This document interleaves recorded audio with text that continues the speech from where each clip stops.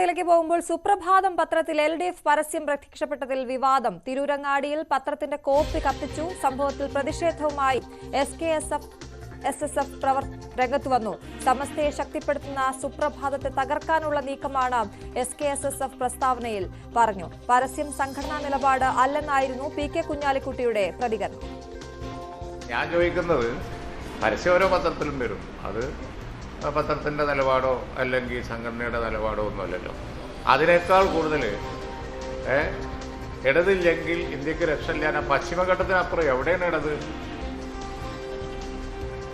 അങ്ങനെ ഒരു പരസ്യം കൊടുക്കുമ്പോൾ നമ്മൾക്ക് കുറച്ച് ഔചിത്യം വേണ്ടേ? അതായത് പശ്ചിമഘട്ടത്തിനപ്പുറം ഇടതില്ലല്ലോ. അപ്പോൾ പശ്ചിമഘട്ടത്തിനപ്പുറം ഇന്ത്യ ഇല്ലേ? പശ്ചിമഘട്ടത്തിനപ്പുറം ഇന്ത്യയിൽ ഒരു ഇടതു മുന്നണി സ്ഥാനാർത്ഥി ജയിക്കണമെന്നുണ്ടെങ്കിൽ തമിഴ്നാട്ടിലേക്ക് പോയാൽ കോൺഗ്രസ് സപ്പോർട്ട് ചെയ്യണം, ബംഗാളിലേക്ക് പോയാൽ കോൺഗ്രസ് സപ്പോർട്ട് ചെയ്യണം, ത്രിപുരയിലേക്ക് പോയാൽ ഒക്കെ മുന്നണിയാണ്. അപ്പോൾ ഇവിടുന്ന് അങ്ങ് പോയാൽ പിന്നെ തീരെ ഇല്ലാത്ത ഒരാൾ പറയാണ് ഇന്ത്യയിൽ ഇടതു മുന്നണി ഇല്ലെങ്കിൽ ഇന്ത്യ ഇല്ലാത്ത. അത് ഞാൻ നേരത്തെ പറഞ്ഞ കൂടുതലാണ്. ഇതൊക്കെ മനസ്സിലാക്കാനുള്ള ആവറേജ് ബുദ്ധി മലയാളികൾക്കില്ലേ? അതുകൊണ്ട് ഇന്ത്യ രക്ഷപ്പെടണം എന്നുണ്ടെങ്കിൽ ഇന്ത്യൻ നാഷണൽ കോൺഗ്രസിന് കൂടുതൽ സീറ്റ് കിട്ടണം. കൂടുതൽ അവർക്കും കിട്ടും, 1-2 സീറ്റ്. തമിഴ്നാട്ടിലാണെങ്കിൽ നമുക്കും ഉണ്ട്. മനസ്സിലായില്ലേ? അതുകൊണ്ട് ഇന്ത്യ ഇടതില്ലെങ്കിൽ ഇന്ത്യക്ക് രക്ഷയില്ല എന്നുള്ള മുദ്രാവാക്യം വലിയൊരു തമാശയാണ്. അവരില്ലല്ലോ.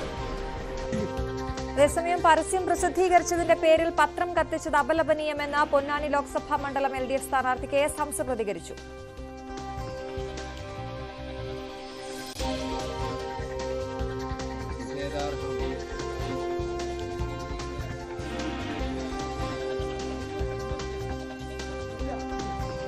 സുപ്രഭാതം പത്രം തെരുവിൽ കത്തിച്ചുകൊണ്ടിരിക്കുകയാണ്.